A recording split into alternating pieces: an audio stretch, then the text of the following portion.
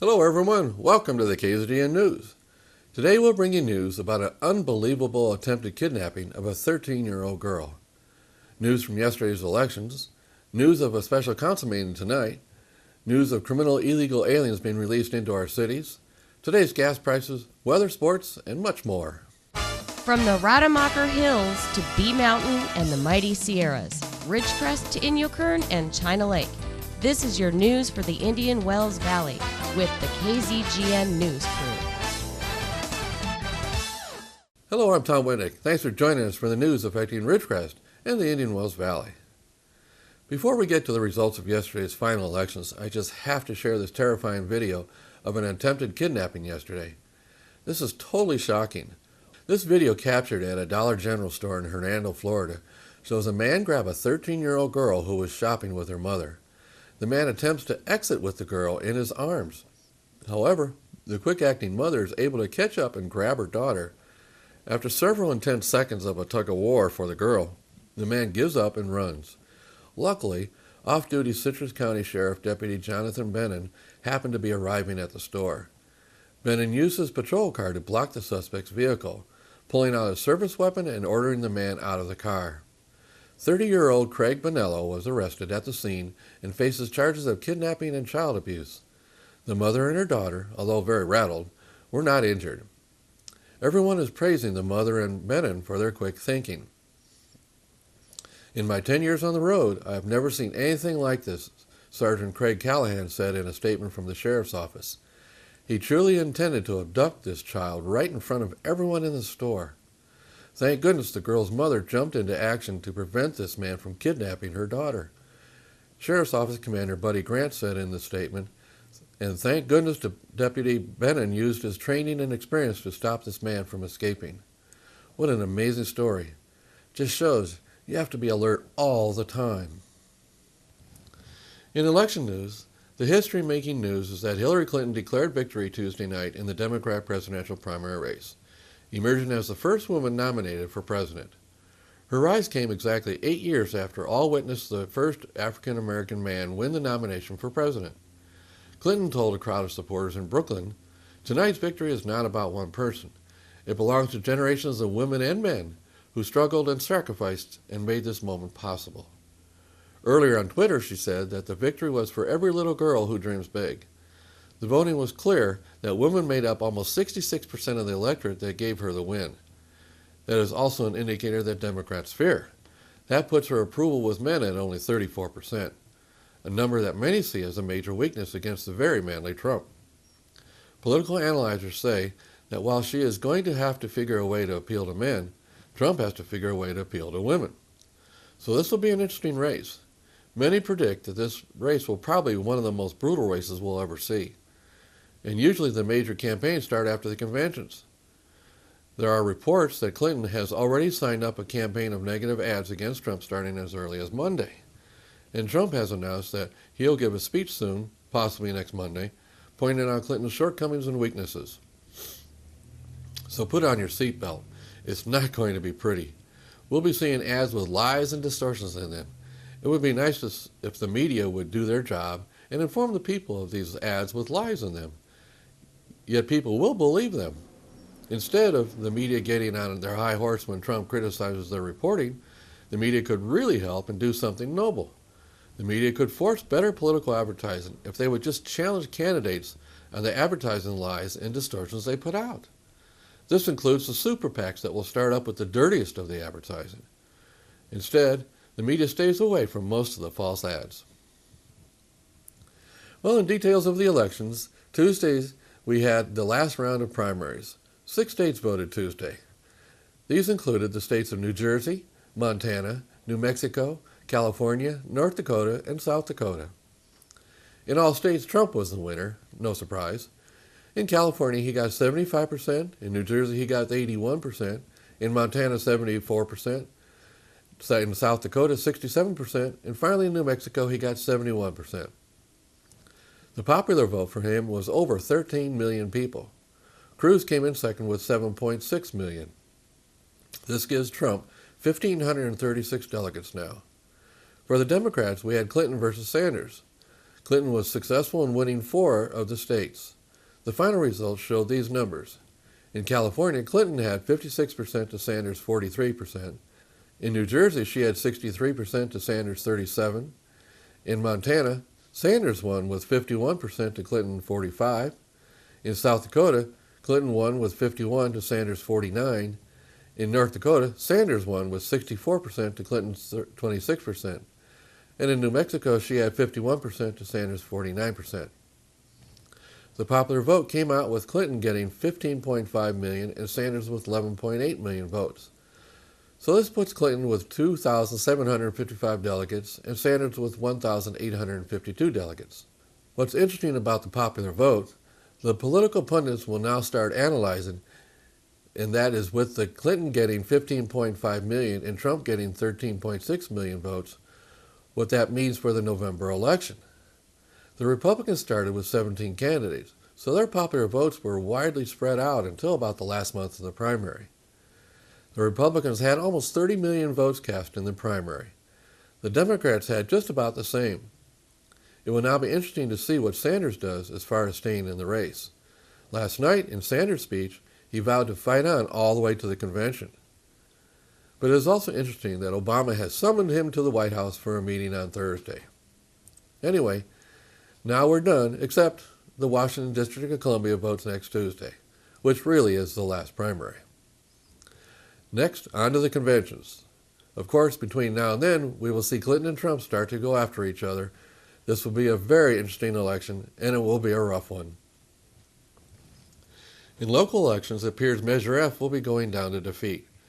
It got only slightly over 50%, and it needed 2/3 majority to pass. So this will put the county libraries in a difficult spot with the county supervisors. This will be a contentious decision. Either cuts are coming, or privatization may be their choice. In Kern County, Trump won with 76%, Clinton won with 56%. For Congress, Kevin McCarthy won 58%, followed by Wendy Reed with 25% and Mettler with 14%. In our Assembly election, Vince Fong won with 61%, followed by Swanlund with 24%, Callahan with 9%, and Bigley with 6%. On the state level for Senator, we had a huge field to replace retiring Barbara Boxer. The top 2 will go into a runoff in November. The top 2 were California Attorney General Kamala Harris with 41%, and she was followed by Congressman Loretta Sanchez with 19%. Seems like Sanchez will have a lot of work to overcome Harris. So the primaries are effectively over. Next will be the Republican Convention in Cleveland next month. Then in August, we'll have the Democrat Convention in Philadelphia.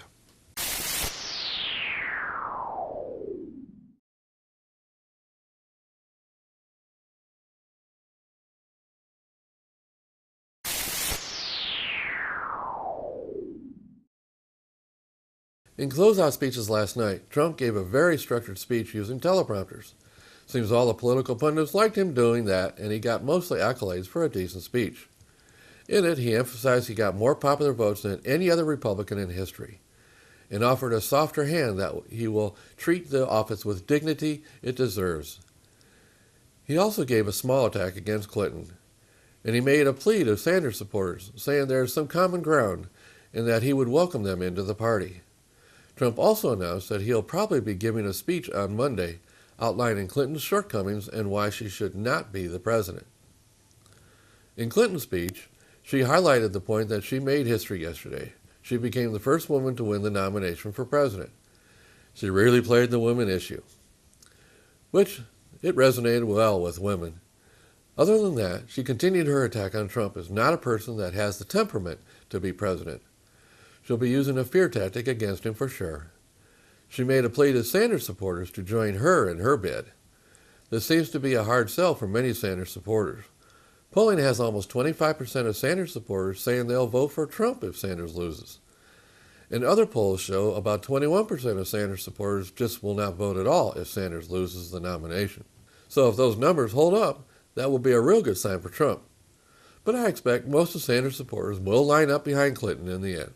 In news about criminal aliens being released onto our streets by ICE, we get this report. The Boston Globe reported that illegal aliens with criminal backgrounds are being released in secret across the United States. U.S. Immigration and Customs Enforcement officials stated that the vast majority of criminal aliens being released are mandated by court order because they've been held too long or because their home countries won't take them back. ICE says the criminal aliens pose little threat to the public, saying reoffenders are isolated examples, but a 3-year investigation reveals the problem is more prevalent and more dangerous. It turns out the numbers who reoffended was close to 30%, much higher than the government told the public. The crime included rape, attempted murder, and child molestation. A real problem exists in that our courts say we can't hold them anymore, and their home countries won't take them back. So what do? This is a serious problem. Seems the problem could be solved by securing our borders so we don't have so many of these criminals coming into the country in the first place. Then new laws must be written to address the problem. Maybe O'Reilly's proposed new law, Kate's Law, sentencing any convicted criminal alien to 5 years in jail automatically for just crossing the border back into the U.S. would help. The law passed in the House in Congress and was passed over to the Senate. The Senate failed to approve the law because they tacked it onto a sanctuary city penalty too, and there wasn't the 60 votes needed to pass it. And then the Senate refused to put it back through as a separate bill. So the Republican Senate failed to protect us, and the Congress wonders why there is such a huge support for Trump. The people, especially Republicans, are fed up with Congress not doing their job. The family of Kate Steinle has filed a civil suit against the city and county of San Francisco and the sheriff of San Francisco for wrongful death of their daughter Kate, who was killed by a 6-time convicted illegal alien that the San Francisco sheriff refused to turn over to ICE upon his release. Instead, the illegal was just turned out onto the streets of San Francisco. A month later, Kate was shot and killed in front of her parents on a public walkway. Her father had to sit there holding his daughter as she died in his arms by an illegal that should not have been in the country anyway. Something needs to be done. In a major shift from what I even reported in yesterday's news, Clinton has agreed to an interview on Fox News. Yes, you heard me right. She has agreed to a Fox interview. However, she accepted to be interviewed by Fox's probably the nicest news anchor they have. Bret Baier will interview Secretary Hillary Clinton tonight on Special Report at 6 p.m. Eastern Time on Fox News Channel. The sit-down comes a day after Clinton won enough delegates to clinch the Democratic nomination. Previewing the big interview, Baier told Bill O'Reilly that Clinton has real problems and vulnerabilities heading into the general election, citing her negative poll numbers. He also stated he did not have the details of the interview established. Seems she still needs to approve all the questions being asked of her before she appears. O'Reilly was giving him questions he should ask her. O'Reilly was quick to point out that she has not accepted an invitation to be interviewed by him. This is the first time Clinton is sitting down with Fox since 2014. And depending on how tonight's interview goes, it could be the last time she appears on Fox. In city news, the Ridgecrest City Council will begin taking up the 2016-17 budget tonight. A special meeting of the Ridgecrest City Council is called to be held tonight, June 8th. It will be held at 5 p.m. in the council chambers. Note, the time is 5 p.m. versus the usual 6 p.m. The special meeting shall be for the purpose of presentation of an introductory overview of the draft preliminary budget for the fiscal year 2016-17 and opening of budget hearing discussions. The budget will now have to move through the approval process pretty quick, as state law requires the council to approve a balanced budget by July 1st.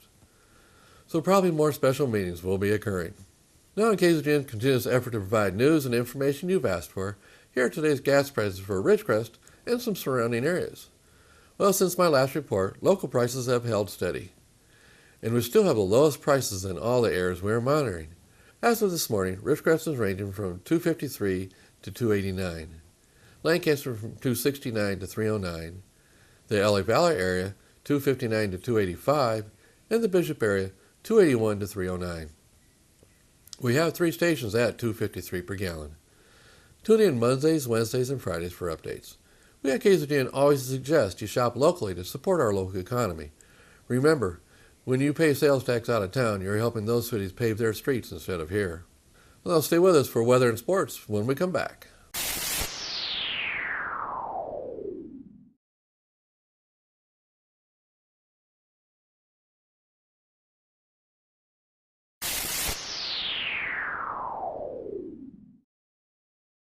Thanks for staying with us. Here's Lane with the weather.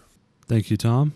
From the National Weather Service, severe thunderstorms with damaging winds and large hail will be possible over portions of the northern Rockies today. Flash flooding is possible over southern Florida. Hot weather is expected over the lower elevations of the desert southwest, with highs likely over 100 degrees. Temperatures across the nation. Carolinas at 78, Georgia at 82, Arkansas at 86, northern Texas at 85, Arizona at 98, and Los Angeles at 65. And for us locally, tonight, mostly clear with a low around 74, south-southwest wind 10 to 15 miles per hour with gusts as high as 25. Thursday, sunny with a high near 105, south-southwest wind 5 to 10 miles per hour with gusts as high as 25. Thursday night, mostly clear with a low around 72, southwest wind 10 to 15 miles per hour with gusts as high as 25. Friday, sunny with a high near 100, south-southwest wind 5 to 15 miles per hour with gusts as high as 20. Friday night, mostly clear with a low around 68, southwest wind 10 to 15 miles per hour with gusts as high as 25. Saturday, sunny with a high near 95, south-southwest wind 10 miles per hour. Saturday night, mostly clear with a low around 65, west-southwest wind 10 to 20 miles per hour with gusts as high as 30. And Sunday, sunny with a high near 95, west-southwest wind 5 to 10 miles per hour with gusts as high as 15. And that is your forecast for the IWV. Now back to Tom. Thanks, Lane. And now here's Tom Heck with sports. And a very pleasant early Wednesday evening to everyone. Let's start with the NBA. Game 3 tonight in Cleveland. Now Golden State leads that series 2-0. The first two games really not that close up in Oakland. We'll see what happens tonight. Kevin Love may or may not play. He has concussion problems suffered in Game 2 in that third quarter. All right, game number 4 will be on Friday night at Quicken Loans Arena in Cleveland. It'll come back Sunday to Oakland if necessary. All right, let's talk about the Yankees and the Angels. The Yankees 2 games in a row now over the Halos. They won the first game Monday night by a score of 5-2. They win Tuesday night 6-3.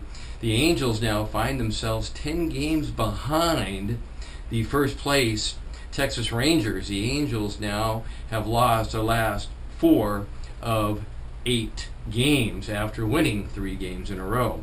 All right, Seattle wins. They beat Cleveland 7-1. Boston wins also. They beat San Francisco 5-3 in interleague play. Boy, that would have been a hot ticket to get, 2 first-place teams. The Dodgers come up with a win. They beat Colorado 4-3. They led that game 3-1. Colorado came back, and the Dodgers end up winning that one. And Arizona, Milwaukee, San Diego also get wins. Now, the Dodgers find themselves only 3 games back, compiled by their win and a Giants loss. Sad NBA note, Sean Rooks, who is currently an assistant coach with the Philadelphia 76ers, passed away yesterday at the age of 46, no cause disclosed. Very sad. Rooks was a very good college player. I remember him from the University of Arizona. He was a journeyman in the NBA. He played 12 seasons. He was 6'10". He averaged about 8 points a game. He also played for the Clippers and the Lakers among 6 NBA teams. All right, let's talk about tennis. The world shocked yesterday. Maria Sharapova, one of the top women players in all of the world, suspended 2 years for blood doping. Sharapova, former Wimbledon winner, former French Open and Australian winner, will have to wait 2 years before she plays in another sanctified, certified event for the World Tennis Federation. All right, so take a quick look at the NHL right now. The Sharks down 3-1 in the finals of the Stanley Cup. Game number 4 will be tomorrow night. I beg your pardon. Game number 5 will be tomorrow night in Pittsburgh. Now, San Jose lost the other night by a score of 3-1 in San Jose. If San Jose can win on Thursday night in Pittsburgh, then it would shift back to Sunday night in San Jose. The Sharks have had their back to the wall just about in every series this year. We'll see what happens tomorrow night. Let's take a look at the standings real quick in the National League East. Washington under new coach Dusty Baker, 35-23. In the Central, the best team in baseball, the Chicago Cubs, 40-17, their best start in ages. And the Pirates trail the Cubs by 8.5 games. The Angels beat the Cubs this past, or rather the Pirates this past week in 2 of 3 games in Pittsburgh. And out west, San Francisco, as I mentioned, 3 games over the Dodgers. Quick look at the American League in the East. Baltimore 34-23, Boston 34-24. That's a hot race right there. Cleveland in the Central, believe it or not, the Indians, who got off to a rough start, are now 7 games over 500. They're in first place. Detroit has won 5 in a row. They're in second place. They haven't been above 500 now all season long until this week. So the Cleveland Indians will be here in Los Angeles to play against the Angels this weekend. And out west, Texas has won 9 of 10 games. They're 36-22. They now lead Seattle by 4 games and the Angels by 10 games. Remember who got off to the best start in the whole American League? The White Sox. They have completely crumbled, fallen apart, and they are now at 500, 29-29. They were, believe it or not, 13 games over 500 going in to the middle of last month. That's your sports on this Wednesday. I'm Tom Heck for KZGN. So that's the news for today. All of us at KZGN-TV know you have a choice in what you watch for your news. We all thank you for choosing KZGN-TV, Ridgecrest's only locally owned community TV station. Now stay tuned for Ridgecrest Talk, coming up next.